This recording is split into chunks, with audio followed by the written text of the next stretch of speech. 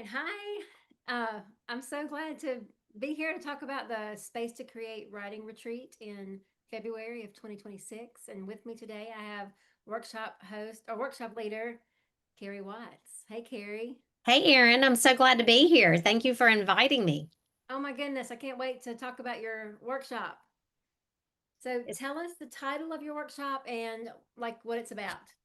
Okay. Well, it's just marketing as an author. And I did put in the little blurb that I did email you last week, like script it, speak it, post it, like get it out there because there is nothing better than free advertising, and we have that on social media. And some of us have such a fear of putting ourselves out there, especially as Christians, in the name of humility.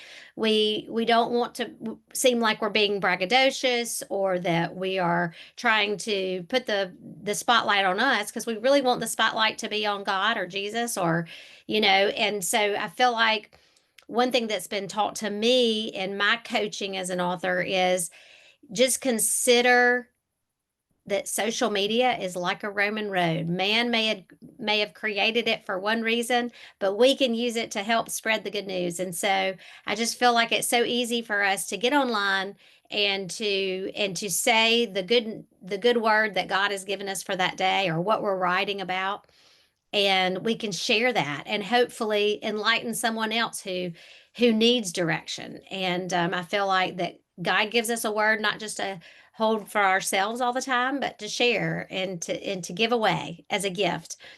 And words matter. Our voice matters. And however we're using our voice, whether it's through fiction or nonfiction or blogs or posting or devotions, even, that's why we share the devotions that God gives us, is because we want to encourage and inspire other people. That's great. I love it. So what, I'm sorry. So who would you say your workshop is for? Or what writer do you have in mind as you're preparing? Yeah, I would say any creator, whether fiction or nonfiction, if they have a fear of advertising, of speaking about their book, because as authors, the writing part isn't the hardest part. The marketing, the non-writing is the hardest part. It just is. It's for me, it's sending an email. I have such an aversion to sending an email. I would rather pick up the phone and call you. I'm such a 70s girl. I would just rather, I love this one-on-one, like we're having coffee. This is my jam. But I just feel like emails are so sterile and so out of touch. But yet I open my email every day and I read emails. And so I don't know, that is my weakness, is emails, but for someone else it may be the social media. And I love social media because it seems so easy to get one message out there to so many, because that's where people are. And I feel like also in my coaching as a writer, I have been taught how many times, who is that one person that you're trying to reach? And most of our people, whether they're, for me, it's the young woman, but even if it's the stay at home mom, even if it's the retired woman, even if it's the man on the hunting stand, they're all online somewhere. They've all got a phone in their hands.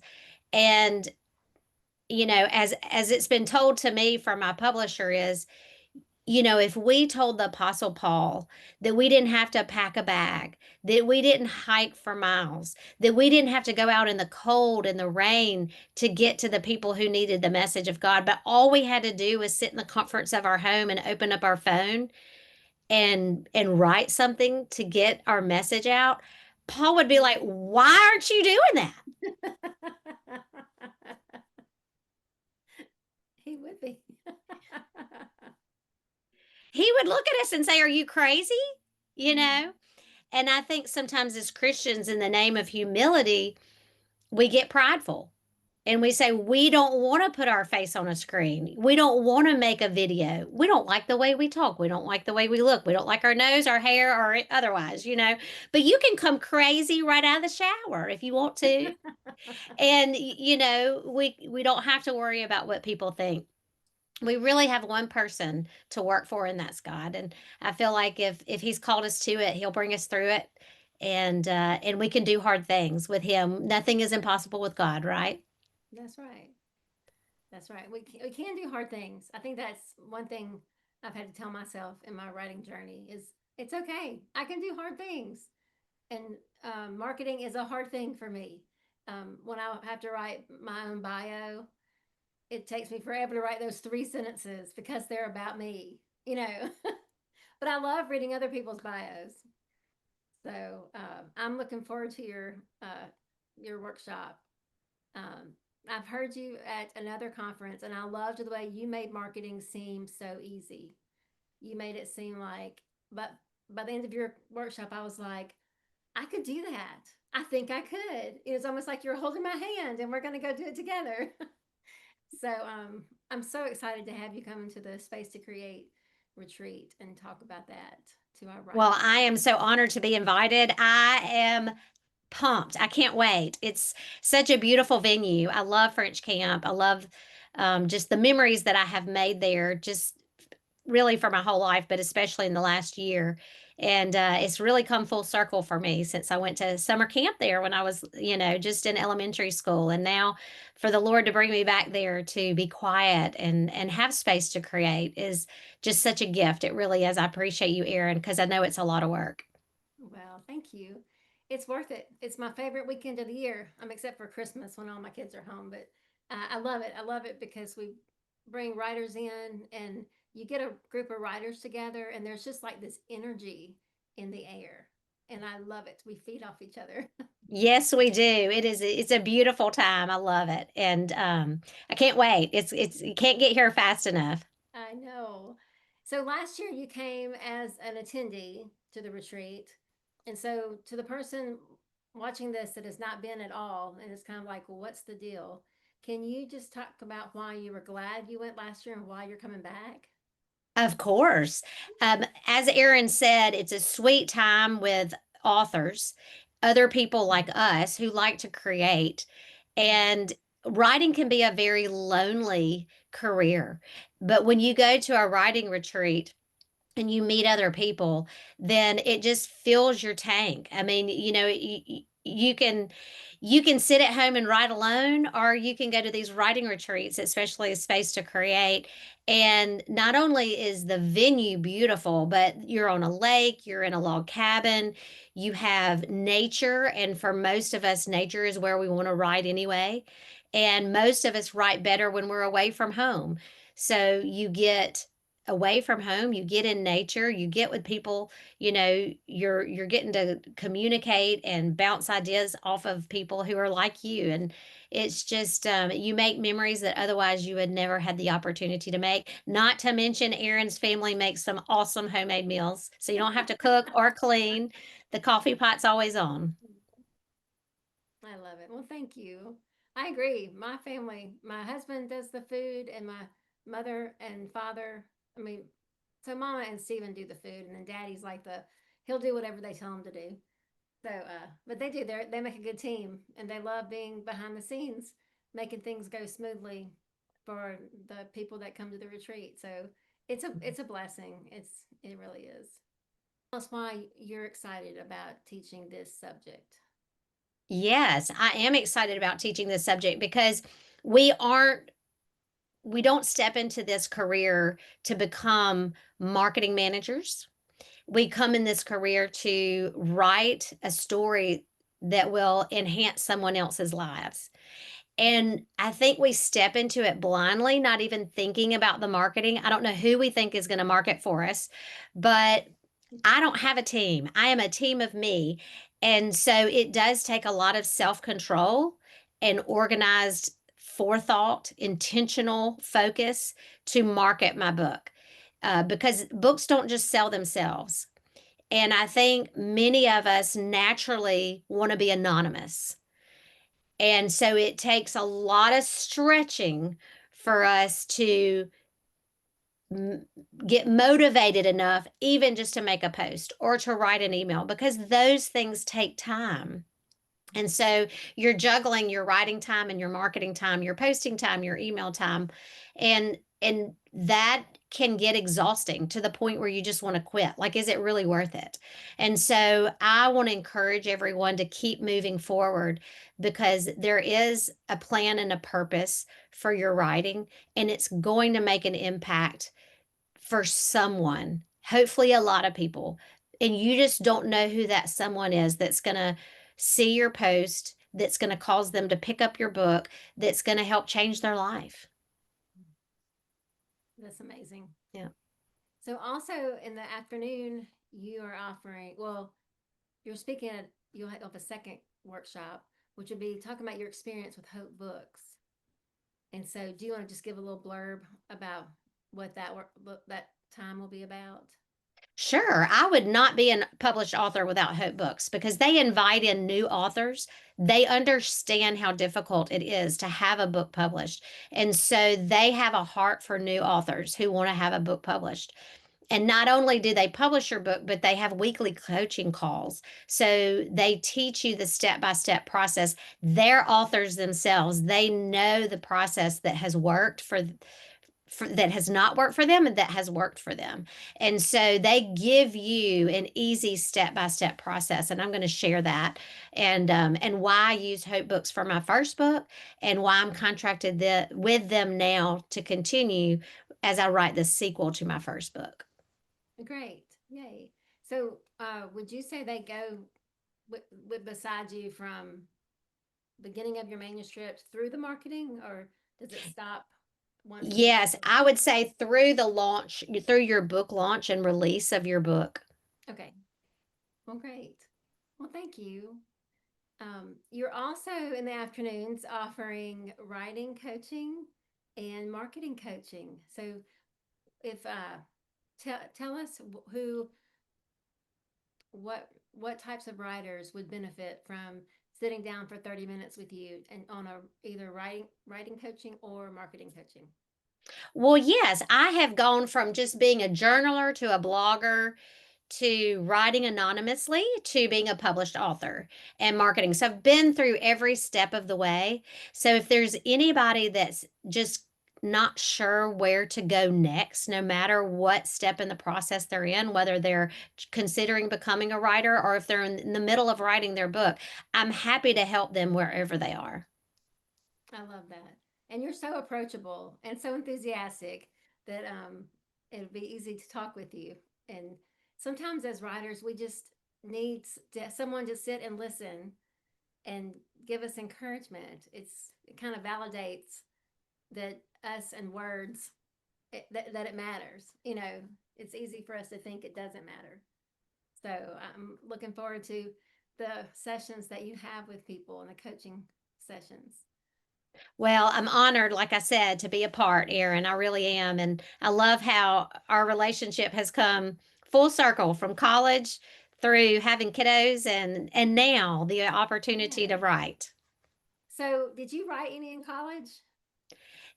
Only notes, you know, before computers, we were always writing notes and letters to one another. And whether it was love notes to Dusty or notes to Casey, letting her know when I would be back in the room. But no, I have always enjoyed writing copious notes.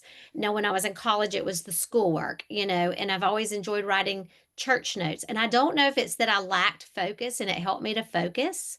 And maybe before ADHD, I was probably a lot ADHD, and I knew that writing helped me to get my mind where it needed to be and not off somewhere else. But yes, and then just as a parent, I journaled my prayers a lot, and I'm so thankful that I have those notebooks to look back on all the answered prayers that you know that God gets us through. And but yes, writing has always been a natural form of therapy for me. I've been through counseling and I've had counselors tell me you need to write that down, you need to write that letter even if you tear it up or burn it. And so I've been studying journaling actually for another class course that I'm going to offer, but it's been scientifically proven that journaling enhances our health both mentally and physically. Oh Oh, wow. I know. And so I've been listening to some podcasts, reading some books about that. And I think for years, probably for hundreds of years, we've known that writing is therapeutic. It helps our health, but we just didn't have the statistics or the analytics to really prove it. And we've had, just in the last 20 years, we've had a PhD at Texas to actually do the work and put it on paper. But he's done blood work, and it actually helps the white blood cells to produce in our bone marrow. So all the way down to our bone marrow, writing helps us. Wow. It boosts our immune system. It lowers our blood pressure. We're less anxious. And so I just want to share it with the world that, hey, if you're anxious, if you're having a hard time, whether or not you ever want to be a published writer, get out a notebook and write, you Mhm. know. I love that. Well, that flows right into my next question. Like, what are you working on, and where can people find you and as a writer? Sure. I'm on Instagram at Carrie Watts Writes. I have my own website, carriewatts.com. And I'm working on the sequel to Crisis of Faith. It's another young adult Christian fiction novel. And so it just rolls right in, right from the narrative of the story where Hope was running from her trafficker. And so she's going to find out she's pregnant. So we're going to walk through, what do you do if you find out you're pregnant and you've been trafficked or raped or molested? And and so there's going to be a lot of pro-life elements in there. There's going to be testimony of an abortion and how that woman still hurts from that. She's still healing. And so there's going to be grandmom's testimony of, yes, I took her and I still feel guilty for that, but I am in my process of healing too. So it's very controversial, I guess, as you would say, and in the world today. But I want these young readers to hear the truth that the world's not telling them. Well, you just jumped right in. Oh my goodness. Well, so give us a synopsis of Crisis of Faith, your first book. Sure. So, Crisis of Faith is about two best friends, their childhood trauma, and they grow up to run a safe house for girls. So, Faith and Desi are best friends. And in the beginning of the book, they're already running the safe house, and Hope is escaping her trafficker. And so those first few chapters is just are very intense of getting her in. She's scared, and they're counseling her through those initial stages. And then Faith shares her own story of child sex abuse and how she healed and became, the I guess the founder of the safe house. And so it's sort of a hero's tale of, hey, these girls need to see that your life's not over. You don't have to live in shame and regret. You don't have to live in destructive relationships. You can trust people. You can trust Jesus wholeheartedly, let him heal you, and then step into his plan and purpose for their lives. And so that's kind of what Faith and Desi's try to do for Hope, is to bring her in and give her a safe space to start her healing journey. Wow. And then the second book just picks right up after that. That's amazing. Well, I enjoyed Crisis of Faith immensely, and it is heavy, and but it's we need words of truth in the middle of heaviness, and we don't need to avoid the dark things. If we don't talk about the dark things without then there's no hope Yes. in the midst of them. So I appreciate your courage in tackling those subjects. Oh my goodness. Well, it's been quite a roller coaster of ups and downs, but the ups definitely outshine the downs, and there is also a lot of light. The safe house is called the Bright Light Safe House, and that's sort of a play on of words. My very best friend that grew up across the street from me, her last name was Bright, Oh, and she was their house was a bright light in my own story of growing up, being across the street from her. And so there's a lot of fact behind the fiction, a lot of story behind the story, but my heart is really for these young girls, and they're not walking around with a 53-year-old's memoir in their hands. They have fiction in their hands. And so um, I had to learn how to write fiction, and it was really fun. It's really helped me in this second half of life to have a new hobby, but also with a message that I feel like these young girls need. yes. when you have taken, the release of that book, and you've used it as a springboard for other ventures, which is part of marketing. So once again, this is why you're so qualified to teach this class on marketing at the retreat. But tell us some of the ways that, like, doors that have opened because you finished the book, you released the book, you're telling people about the book. Like, what are some doors that have opened for you? Well, I've been able to give my own testimony for other groups from mostly women's groups, but I've been in couples groups as well. And I've had many people come up to me afterwards and say that that either happened to them or they knew someone that that happened to, and that they had been through their healing journey. And so it's just good. I think when you are vulnerable and we open up with our real story, that it allows for other people to be invited in to share their story too. And I think every time I tell my story, I heal a little bit more. And then I invite other people into that healing journey too. And then they can take the book and either read it to help themselves or to help a young girl in their life that they know that has experienced sexual abuse. And then from sharing my story, I've also started a podcast about a year ago. I started a podcast called Saved and Strong, and I love to share people's stories of strength after struggle. And no matter what that is, whether it's trauma and abuse or grief, or I've shared stories of, hey, I went through a really hard time growing up without a parent, and you know, I was a defiant teenager, but the Lord saved me from that. And so now I'm a parent of defiant teenagers, and now I know what they're going through. I mean, I think that everything happens for a reason. We know that as Christians, and that God can use anything for his glory, and that nothing is wasted. And so I think the more we hear other people's story of overcoming, that it encourages us to overcome, because we all have somebody in our family or a friend who gave up and they just gave in. And it just breaks my heart. I hate to see anybody give up on their life, because we know that the enemy is trying to take our life. We're always in a spiritual battle of some kind, and we love to see people be victorious over the enemy, don't we? And so I love to share those stories of victory. Well, great. I love that. Yes. Um, yeah, you're right. When we see people that haven't given up, it makes us not want to give up on our own stories. Yeah. So that's And I amazing. think through a novel, I think even through a fiction story, we can give people that encouragement and inspiration too. And there's nothing more fun for me than to sit down and start writing, and the Lord gives me an idea, even if it's fantasy, like old Solomon, in Crisis of Faith is the ancient old oak tree that talks to faith in her dreams. I know that came from the Lord, and I loved that download. I just was like, I did not see it coming. Thank you, Jesus. And writing, I used to think that Bible verse, be still and know, was for somebody else because I was such a hyperactive kid. But when I sit down and I'm still and I invite the Lord in to help me write, I feel like be still and know. I'm still and I know what the Lord wants me to do now.